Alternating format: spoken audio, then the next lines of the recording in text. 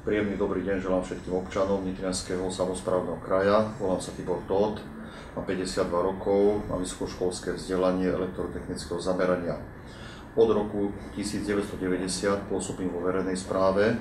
Prešiel som si vlastne všetky úrovne verejnej správy, bol som na samosprávnej úrovni, kde som pôsobil vo funkcii prednostu Mestského úradu, neskôr som bol aj vo funkcii prednostu Okresného úradu, pôsobil som aj na úrade vlády Slovenskej republiky, bol som poslancom Národnej rady. V súčasnosti pôsobím ako primátor mesta Vráble a poslanec zastupiteľstva Nitrianskeho samosprávneho kraja.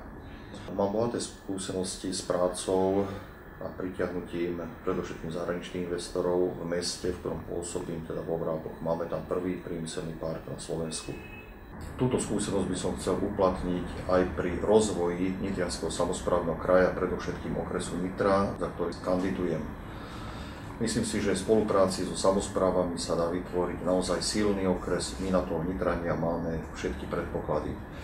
Keď budeme ekonomicky silní, budeme mať peniaze na to, aby sme mohli budovať lepšie cesty 2. a 3. triedy, ktoré patria do našej kompetencií.